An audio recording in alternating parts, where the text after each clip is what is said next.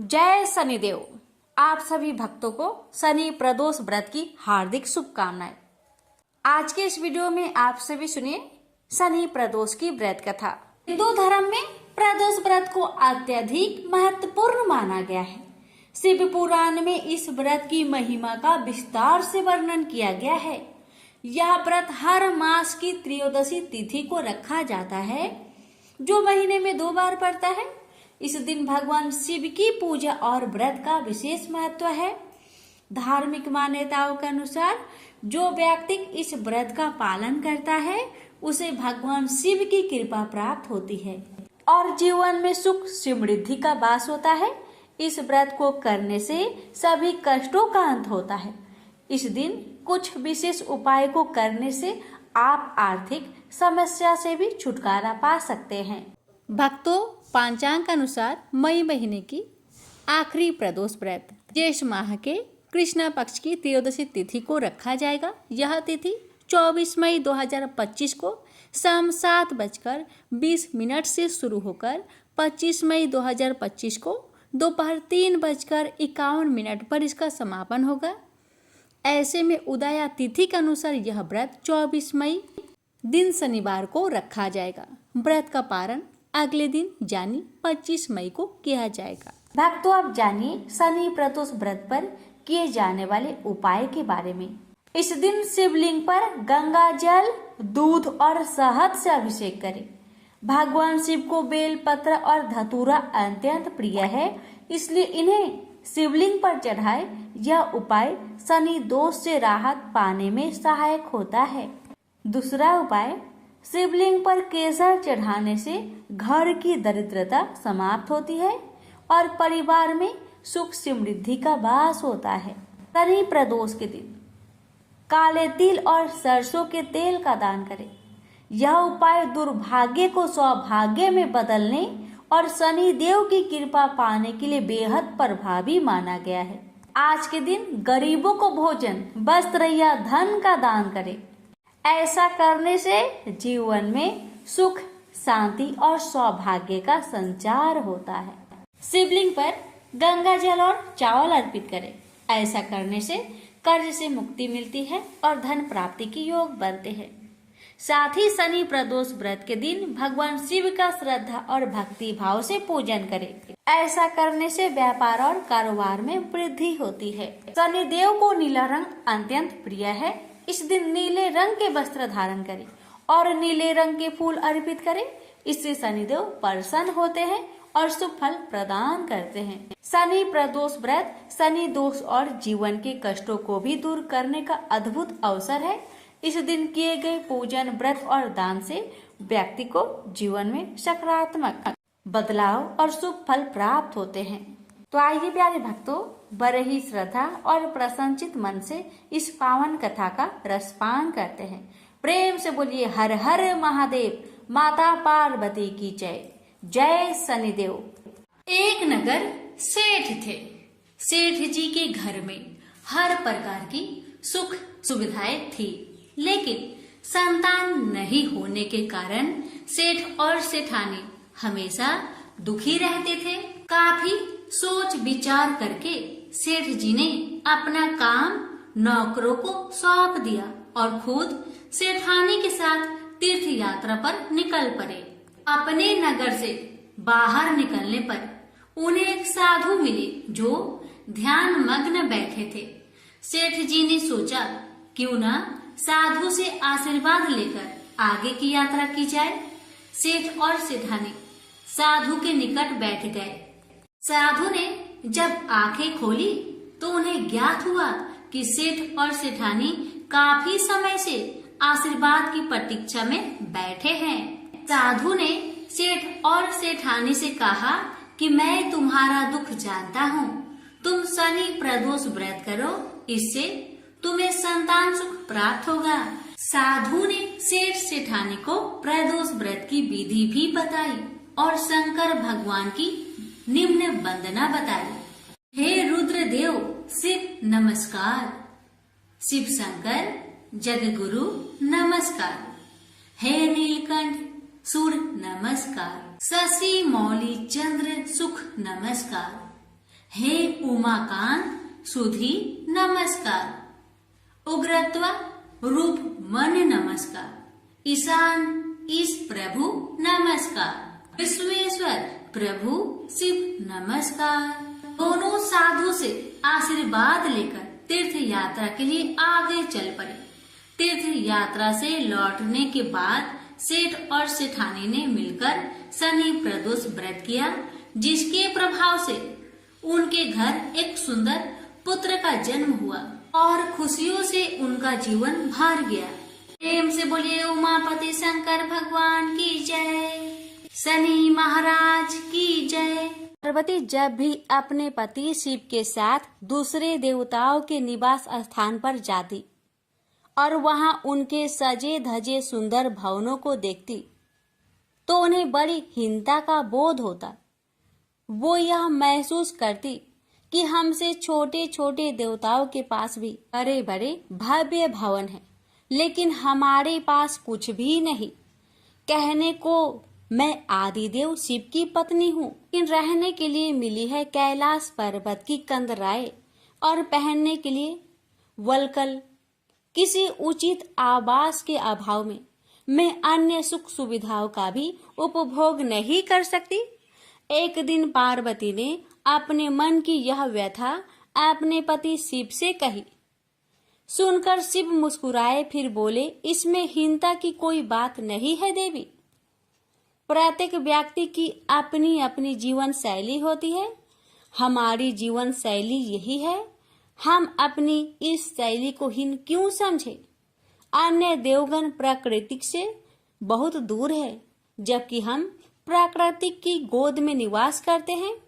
यह तो हमारे लिए गौरव की बात है, हीनता की नहीं। शिव के तर्कों से पार्वती संतुष्ट नहीं हुई और बोली, मुझे आपकी ये बातें समझ में नहीं आती देव। मुझे तो अपना एक आवास चाहिए, बहुत ही भव्य और सुख सुविधा से पूर्ण। शिव ने अपनी सहज मुस्कान के साथ उत्तर दिया, इसमें क्या मुश्किल है देवी। मैं अभी विश्वकर्मा को बुलवा देता हूँ, उनसे जैसा चाहे वैसा आवास बनवा ले। विश्वकर्मा को बुलवाया गया। पार्वती ने आदेश दिया, हमारे लिए एक ऐसा भवन बनाओ जैसा विश्व में कहीं ना हो। विश्वकर्मा ने आदेश स्वीकार किया। निर्माण कार्य प्रारंभ हो गया। कुछ ही समय में पार्वती की इच्छा अनुसार भव्य भवन तैयार हो गया। अपने भवन को देखकर पार्वती अति प्रसन्न हुई। गृह प्रवेश की तैयारी होने लगी। पार्वती चाहती थी कि गृह प्रवेश के समय सभी प्रमुख देवता हमारे यहाँ उपस्थित रहे। शिव ने अपनी सहमति दे दी। सभी प्रमुख देवी देवताओं को आमंत्रण भेजा गया। गृह प्रवेश के समय वे सब कैलाश पर्वत पर आ गए। उन्होंने पार्वती के भव्य भवन की भूरी भूरी प्रशंसा की। इन विश्व नियंता ब्रह्मा खामोश रहे। जब सब देवी देवता जाने लगे तो पार्वती ने ब्रह्मा जी से पूछा, देव क्या आपको यह आवास पसंद नहीं आया? ब्रह्मा जी ने आश्चर्य व्यक्त करते हुए पार्वती से ही प्रश्न किया, देवी मैंने ऐसा कब कहा? आपके चेहरे की भाव भंगिमा कुछ ऐसा ही कह रही है प्रभु। पार्वती ने अपनी शंका स्पष्ट की। फिर ब्रह्मा जी को मौन देखकर पार्वती ने अपनी बात आगे बढ़ाई, देव आप कुछ संकोच कर रहे हैं, स्पष्ट कहिए क्या बात है? ब्रह्मा जी ने तनिक रुककर उत्तर दिया, देवी और तो सब ठीक है, लेकिन इस प्रसाद पर शनि की कुदृष्टि है। इतना कहकर वे वहां से चले गए। पार्वती ने ब्रह्मा जी की बात शिव को बतलाई तो वे भी कुछ चिंता में पड़ गए।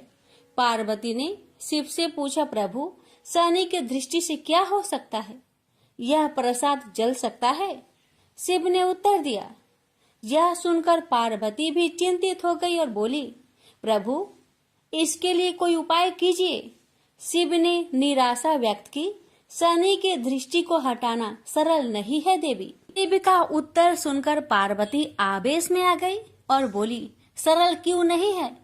आप अभी शनि लोक जाइए और शनि से कहिए कि वह हमारे प्रसाद पर से अपनी कुदृष्टि हटा ले। यदि वह मान जाए तो आप तत्काल उसे वरदान दे दीजिएगा, और यदि ना माने तो आप अपना डमरू जोर से बजा दीजिएगा।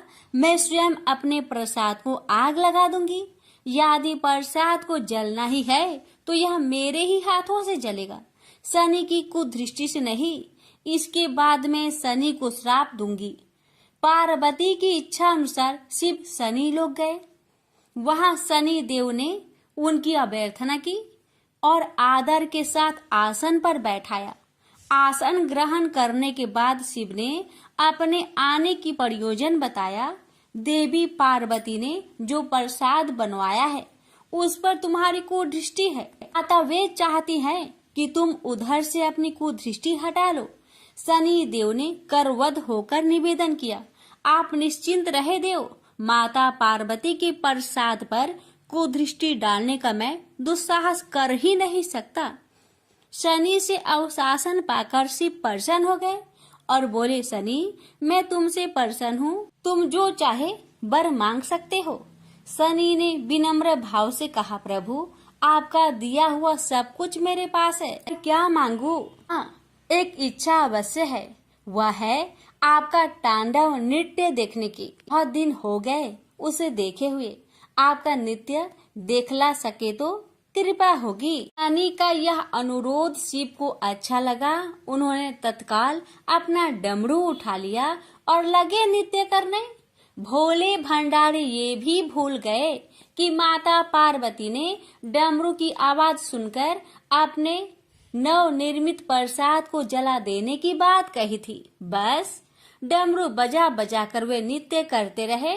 उधर पार्वती ने जब कैलाश पर डमरू की ध्वनि सुनी तो उन्होंने सोचा कि शनि ने अपनी कुदृष्टि हटाना अस्वीकार कर दिया है, अतः वे बहुत दुखी हुई। उन्हें लगा कि यदि मैं तत्काल अपने नव निर्मित आवास को आग लगा दूंगी तो वह शनि की कुदृष्टि से बच जाएगा, अतः उन्होंने स्वयं ही अपने प्रसाद में आग लगा दी। वह धू धू करके जल उठा। प्रसाद को जलता देख पार्वती का शनि पर क्रोध धीरे धीरे बढ़ने लगा और वे उसे श्राप देने के लिए तैयार हो गई। लेकिन उसी समय भगवान शिव वहां पहुंच गए। उन्होंने वहां प्रसाद को जलते देखा तो वे आश्चर्यचकित रह गए। उनकी समझ में ही नहीं आया कि यह कैसे हो गया। फिर अचानक उन्हें सब कुछ स्मरण हो आया। अपनी भूल का उन्हें एहसास हुआ। उन्होंने पार्वती जी को सब कुछ कह सुनाया। सच्चाई जानकर पार्वती को भी अपने जल्दबाजी पर दुख हुआ। अब शनि को श्राप देने का कोई अर्थ नहीं था। प्रत्यक्षतः उसका कहीं कोई अपराध नहीं था। फिर भी पार्वती और शिव को यह लग रहा था कि यह सब हुआ शनि की कुदृष्टि से ही। लेकिन स्थिति को देखते हुए वे उसे दोषी नहीं ठहरा सकते थे। प्रेम से बोलिए हर हर महादेव, शनि महाराज की जय हो। एक समय स्वर्ग लोक में सबसे बड़ा कौन के प्रश्न पर 9 ग्रहों में वाद विवाद हो गया। विवाद इतना बढ़ा कि परस्पर भयंकर युद्ध की स्थिति बन गई। निर्णय के लिए सभी देवता देवराज इंद्र के पास पहुंचे और बोले, हे देवराज, आपको निर्णय करना होगा कि हम में से सबसे बड़ा कौन है।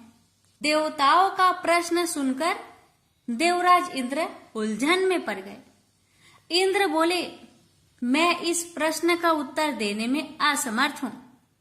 हम सभी पृथ्वी लोक में उज्जैनी नगरी में राजा विक्रमादित्य के पास चलते हैं। देवराज इंद्र सहित सभी ग्रह देवता उज्जैनी नगरी पहुंचे। महल में पहुंचकर जब देवताओं ने उनसे अपना प्रश्न पूछा तो राजा विक्रमादित्य भी कुछ देर के लिए परेशान हो उठे, क्योंकि सभी देवता अपनी अपनी शक्तियों के कारण महान थे। किसी को भी छोटा या बड़ा कह देने से उनके क्रोध के प्रकोप से भयंकर हानि पहुंच सकती थी। अचानक राजा विक्रमादित्य को एक उपाय सूझा और उन्होंने विभिन्न धातुओं स्वर्ण, रजत, चांदी, कांसा, ताम्र यानी तांबा, सीसा, रांगा, जस्ता, अबरक व लोहे के 9 आसन बनवाए। धातुओं के गुणों के अनुसार सभी आसनों को एक दूसरे के पीछे रखवाकर उन्होंने देवताओं को अपने अपने सिंहासन पर बैठने के लिए कहा। देवताओं के बैठने के बाद राजा विक्रमादित्य ने कहा, आपका निर्णय तो स्वयं हो गया। जो सबसे पहले सिंहासन पर विराजमान है वही सबसे बड़ा है।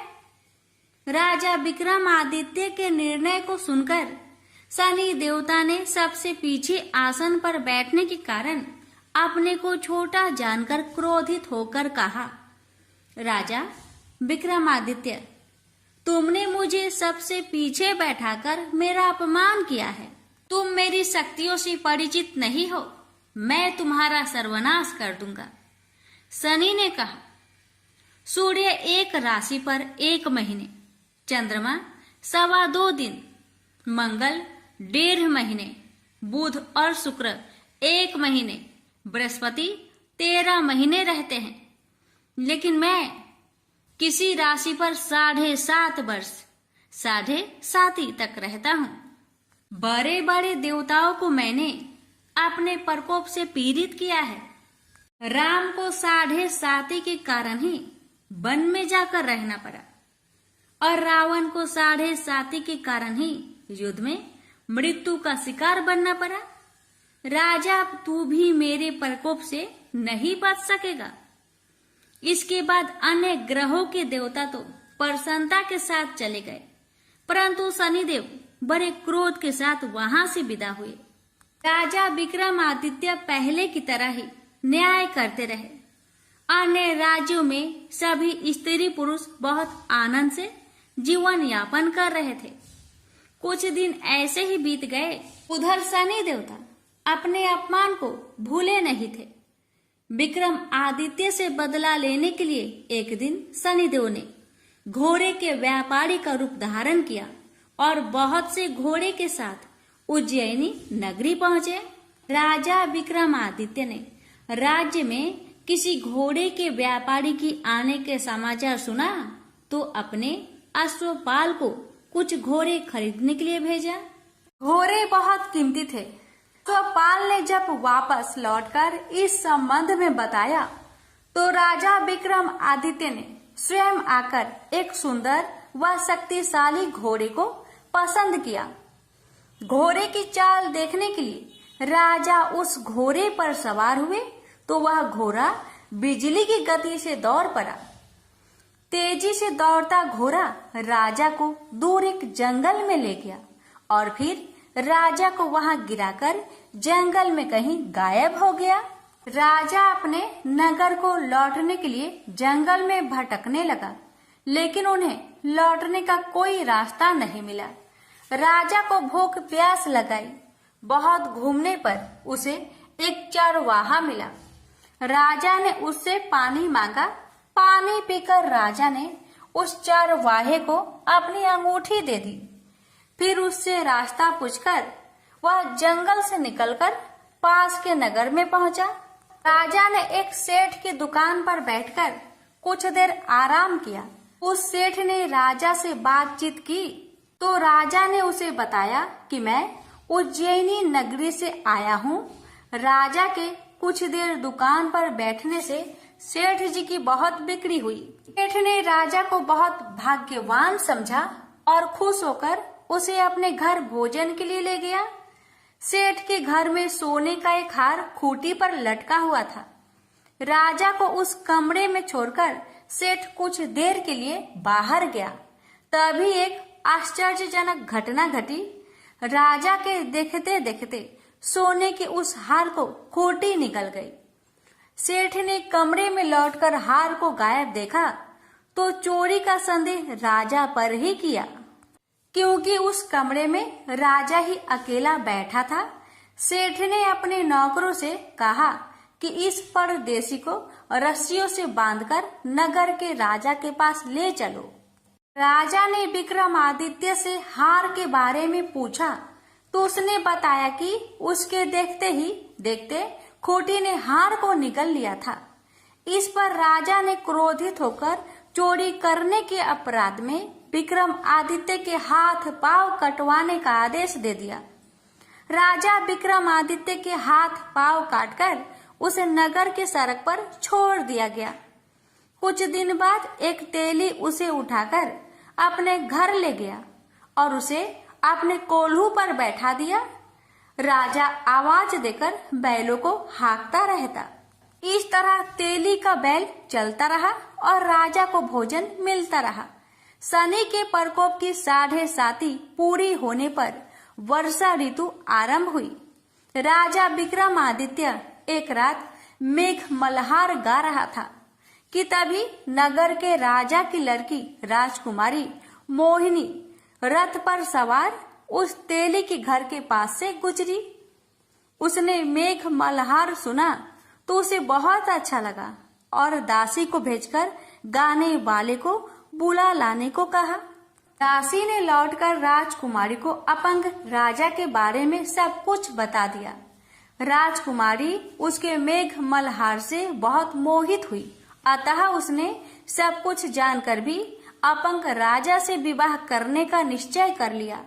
राजकुमारी ने अपने माता पिता से जब यह बात कही तो वे हैरान रह गए। रानी ने मोहिनी को समझाया, बेटी तेरे भाग्य में तो किसी राजा की रानी होना लिखा है, फिर तू उस अपंग से विवाह करके अपने पांव पर कुल्हाड़ी क्यों मार रही है। राजकुमारी ने अपनी जिद नहीं छोड़ी। अपनी जिद पूरी करने के लिए उसने भोजन करना छोड़ दिया और प्राण त्याग देने का निश्चय कर लिया। आखिर राजा रानी को विवश होकर अपंग विक्रमादित्य से राजकुमारी का विवाह करना पड़ा। विवाह के बाद राजा विक्रमादित्य और राजकुमारी तेली के घर में रहने लगे। उस रात स्वप्न में शनिदेव ने राजा से कहा, राजा तुमने मेरा प्रकोप देख लिया, मैंने तुम्हें अपने अपमान का दंड दिया है। राजा ने शनिदेव से क्षमा करने को कहा और प्रार्थना की, हे शनिदेव, आपने जितना दुख मुझे दिया है अन्य किसी को न देना। शनिदेव ने कुछ सोचकर कहा, राजा मैं तुम्हारी प्रार्थना स्वीकार करता हूँ। जो कोई स्त्री पुरुष मेरी पूजा करेगा, शनिवार को व्रत करके मेरी व्रत कथा सुनेगा, उस पर मेरी अनुकंपा बनी रहेगी। प्रातः काल राजा विक्रमादित्य की नींद खुली तो अपने हाथ पांव देखकर राजा को बहुत खुशी हुई। उसने मन ही मन शनिदेव को प्रणाम किया। राजकुमारी भी राजा के हाथ पांव सही सलामत देखकर आश्चर्य में डूब गई। राजा विक्रमादित्य ने अपना परिचय देते हुए शनिदेव के प्रकोप की सारी कहानी सुनाई। सेठ को जब इस बात का पता चला तो दौड़ता हुआ तेली के घर पहुंचा और राजा के चरणों में गिरकर क्षमा मांगने लगा। राजा ने उसे क्षमा कर दिया क्योंकि यह सब तो शनिदेव के प्रकोप के कारण हुआ था। सेठ राजा को अपने घर ले गया और उसे भोजन कराया। भोजन कराते समय वहां एक आश्चर्यजनक घटना घटी। सबके देखते देखते उस खूंटी ने हार उगल दिया। सेठ जी ने अपनी बेटी का विवाह भी राजा के साथ कर दिया और बहुत से स्वर्ण आभूषण धन आदि देकर राजा को विदा किया। राजा विक्रमादित्य राजकुमारी मोहिनी और सेठ की बेटी के साथ उज्जैनी पहुंचे तो नगर वासियों ने हर्ष से उनका स्वागत किया।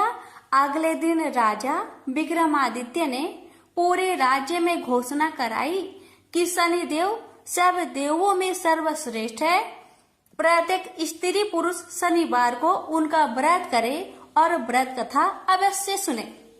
राजा विक्रमादित्य की घोषणा से शनिदेव बहुत प्रसन्न हुए। शनिवार का व्रत करने और व्रत कथा सुनने के कारण सभी लोगों की मनोकामनाएं शनिदेव की अनुकंपा से पूरी होने लगी। सभी लोग आनंद पूर्वक रहने लगे। प्रेम से बोलिए शनि महाराज की जय हो। एक ब्राह्मण को सपने में नीली घोड़ी पर नीली कपड़े पहने एक आदमी दिखाई देता था और कहता है, हे ब्राह्मण देवता, मैं तेरे लगूंगा। ब्राह्मण घबरा कर उठ गया।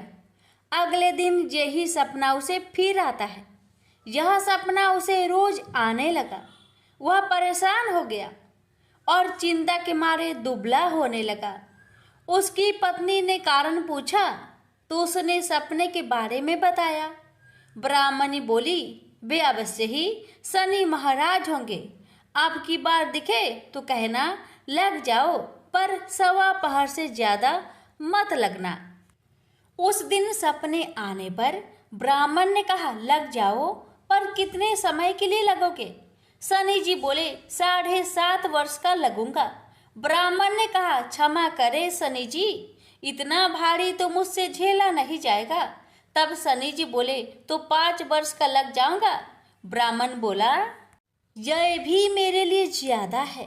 शनि जी बोले, 2.5 साल का लग जाऊं। ब्राह्मण ने मना किया तो शनि जी कहने लगे, 1:15 का तो लगूंगा ही, इतना तो कोढ़ी कलंगी भिखारी के भी लग जाता हूँ। तब ब्राह्मण ने कहा, ठीक है। ब्राह्मण को 1:15 की शनि की दशा लग गई। ब्राह्मण ने नींद से जागकर ब्राह्मण से कहा, मेरे 1:15 शनि की दशा लग गई है, इसलिए मैं जंगल में जाकर यह समय बिताऊंगा। मेरे लिए खाने पीने का सामान बांध दे। मेरे पीछे से किसी से लड़ाई झगड़ा ना हो, इसका ध्यान रखना। ज्यादातर घर में ही रहना। बच्चों का भी ध्यान रखना। इस 1:15 के समय में कोई गाली भी दे तो चुपचाप सुन लेना, बहस मत करना। यह सब समझाकर ब्राह्मण जंगल में चला गया। जंगल में ब्राह्मण एक पीपल के पेड़ के नीचे बैठ गया और हनुमान जी का पाठ करने लगा। 1 पहर बीत गया। ब्राह्मण ने सोचा, बाकी बचा समय रास्ते में बीत जाएगा, इसलिए वहां से चल दिया। रास्ते में एक बाड़ी में मतीरे लगे देखे। माली से एक मतीरा खरीदा, पोटली में बांधा और आगे बढ़ा। आगे एक आदमी मिला जो असल में शनिदेव थे। ब्राह्मण से पूछा, पोटली में क्या है? उसने कहा, मतीरा है। शनिदेव बोले, दिखाओ। ब्राह्मण ने पोटली खोली। उसमें राजकुमार का कटा हुआ खून से लथपथ सिर दिखा। शनिदेव ब्राह्मण को राजा के पास ले गए और कहा कि इस ब्राह्मण ने राजकुमार की हत्या कर दी है। इसके पास पोटली में राजकुमार का सिर है। राजा ने कहा, मैं यह नहीं देख सकता, इस ब्राह्मण को सूली पर चढ़ा दो। राजा के यहाँ हाहाकार मच गया। ब्राह्मण को सूली पर चढ़ाने से पहले पूछा गया कि उसकी कोई आखिरी इच्छा हो तो बताए। ब्राह्मण ने सोचा, किसी तरह 1:15 पूरा करना होगा। उसने कहा, वहाँ रोज बालाजी की कथा सुनता है। मरने से पहले अंतिम बार बालाजी की कथा सुनना चाहता हूँ। ब्राह्मण को कथा सुनाने का प्रबंध किया गया। कथा कहते कहते 1:15 पूरा हो गया। शनि की दशा टलते ही राजकुमार शिकार खेलकर लौटता हुआ दिखाई दिया। राजकुमार को आता देख राजा बहुत खुश हुआ, लेकिन उसे निर्दोष ब्राह्मण की हत्या का दोष लगने का डर सताने लगा। उसने तुरंत घोड़सवार सैनिकों को ब्राह्मण को आदर सहित ले आने के लिए भेजा। ब्राह्मण राज दरबार में आया तो राजा ने क्षमा मांगी और पोटली दिखाने के लिए कहा। पोटली खोली तो उसमें मतीरा था। राजा ने इन सब के बारे में पूछा तो ब्राह्मण ने बताया, मुझे 1:15 की शनिचर की दशा लगी थी, इस कारण यह सब तमाशा हुआ। राजा ने पूछा, यह दशा कैसे टलती है? ब्राह्मण बोला, राजा, यह सेठ के लगे तो काला हाथी या काला घोड़ा दान करे, गरीब के लगे तो पीपल की पूजा करे तब बोले, साचा शनिचर कहिए, जाके पाओ सदा ही पढ़िए। शनि की कहानी सुने, तिल का तेल और काला उड़द दान करे, काले कुत्ते को तेल से चुपर कर रोटी खिलाए तो शनिचर की दशा उतर जाती है।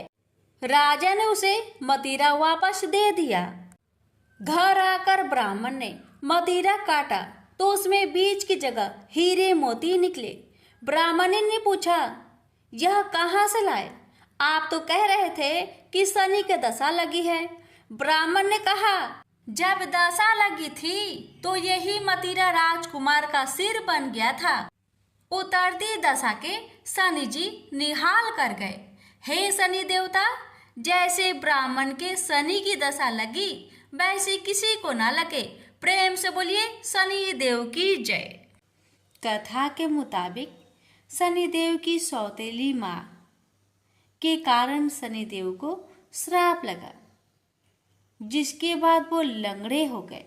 सूर्य देव का तेज सहन न कर पाने की वजह से उनकी पत्नी संज्ञा छाया देवी ने अपने शरीर से अपने जैसे ही एक प्रतिमूर्ति तैयार की और उसका नाम स्वर्णा रखा।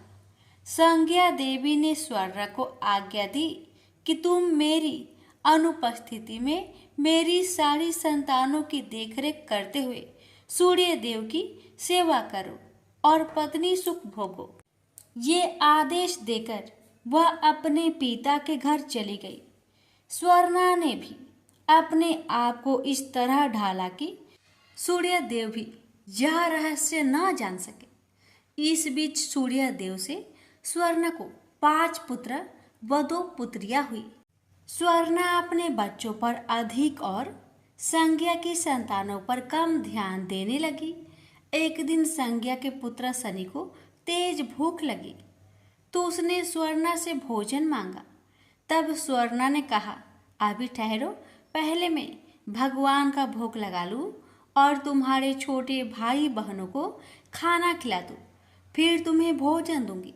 यह सुन शनि को क्रोध आ गया और उन्होंने भोजन पर लात मारने के लिए अपना पैर उठाया।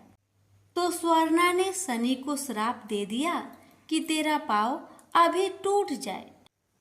माता का श्राप सुनकर शनिदेव डरकर अपने पिता के पास गए और सारा किस्सा कह दिया। सूर्यदेव समझ गए कि कोई भी माता अपने बच्चे को इस तरह का श्राप नहीं दे सकती। तब सूर्यदेव ने क्रोध में आकर पूछा कि बताओ, तुम कौन हो? सूर्य का तेज देखकर स्वर्णा घबरा गई और सारी सच्चाई बता दी। तब सूर्यदेव ने शनि को समझाया कि स्वर्णा तुम्हारी माता तो नहीं है परंतु माँ के समान है, इसलिए उसका श्राप व्यर्थ तो नहीं होगा, परंतु यह उतना कठोर नहीं होगा कि टांग पूरी तरह से अलग हो जाए। हाँ, तुम आजीवन एक पाँव से लंगड़ाकर चलते रहोगे। यही कारण है कि शनिदेव लंगर कर चलते हैं। प्रेम से बोलिए शनि भगवान की जय। प्यारे भक्तों, अब आप श्रवण करेंगे शनि स्रोत पाठ, जिसे श्रद्धा भाव से श्रवण करने से हर कष्टों से मुक्ति मिलती है। ये सुनते हैं। प्रेम से बोलिए शनि भगवान की जय। जिनके शरीर का रंग भगवान शंकर के समान कृष्ण तथा नीला है, उन शनिदेव को मेरा नमस्कार है। इस जगत के लिए कालाग्नि एवं कृतांत रूप शनिचर को पुनः पुनः नमस्कार है। जिनका शरीर कंकाल जैसा मांसहीन तथा जिनकी दाढ़ी, मूछ और जटा बढ़ी हुई है, उन शनिदेव को नमस्कार है। जिनके बड़े बड़े नेत्र, पीठ में सटा हुआ पेट तथा भयानक आकार वाले शनिदेव को नमस्कार है।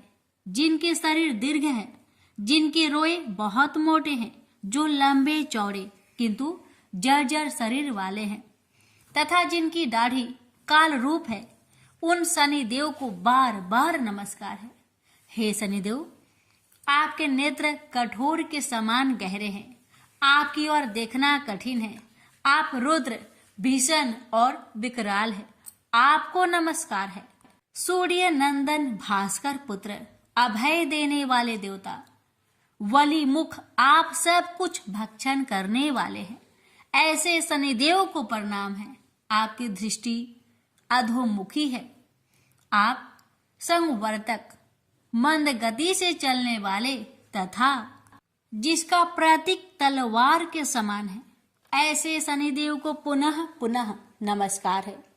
आपने तपस्या से अपने देह को दग्ध कर लिया है। आप सदा योग अभ्यास में तत्पर, भूख से आतुर और अतृप्त रहते हैं। आपको सर्वदा सर्वदा नमस्कार है। जिसके नेत्र ही ज्ञान है, कश्यप नंदन सूर्य पुत्र शनिदेव आपको नमस्कार है। आप संतुष्ट होने पर राज्य दे देते हैं और रुष्ट होने पर उसे तत्क्षण छीन लेते हैं। वैसे शनिदेव को नमस्कार। देवता, असुर, मनुष्य, सिद्ध, विद्याधर और नाग ये सब आपकी दृष्टि पड़ने पर समूल नष्ट हो जाते हैं। शनिदेव को प्रणाम। आप मुझ पर प्रसन्न होइए। मैं वर पाने की योग्य हूँ और आपकी शरण में आया हूँ। राजा दशरथ के इस प्रकार प्रार्थना करने से शनिदेव अत्यंत प्रसन्न हुए और उन्होंने कहा कि उत्तम व्रत का पालन करने वाले राजा दशरथ, तुम्हारी इस स्तुति से मैं अत्यंत संतुष्ट हुआ। इसलिए हे रघुनंदन, तुम इच्छा अनुसार वर मांगो, मैं अवश्य दूंगा। इस पर राजा दशरथ ने कहा कि हे प्रभु, यदि आप प्रसन्न हैं तो आज से आप देवता, असुर, मनुष्य, पशु, पंछी तथा नाग किसी भी प्राणी को पीड़ा ना दे। बस यही मेरा प्रिय वरदान है। राजा की इस विनम्रता से स्तब्ध और अति प्रसन्न शनिदेव ने कहा कि वे वैसे इस प्रकार का वरदान वे किसी को नहीं देते, परंतु संतुष्ट होने के कारण उन्हें दे रहे हैं। इसके बाद शनिदेव ने वरदान स्वरूप राजा दशरथ को वचन दिया कि इस स्रोत को जो भी मनुष्य, देव अथवा असुर, सिद्ध तथा विद्वान आदि पढ़ेगा या श्रद्धा से सुनेगा, उसे शनि के कारण कोई बाधा नहीं होगी। जिनकी महादशा या अंतरदशा में, गोचर में अथवा लग्न स्थान द्वितीय, चतुर्थ, अष्टम या द्वादश स्थान में शनि हो, वे व्यक्ति की आदि पवित्र होकर दिन में 3 बार प्रातः, मध्य और सायंकाल के समय इस स्रोत को ध्यान से देखकर पढ़ेंगे या सुनेंगे, उनको निश्चित रूप से शनि पीड़ित नहीं करेगी। प्रेम से बोलिए शनि भगवान की जय।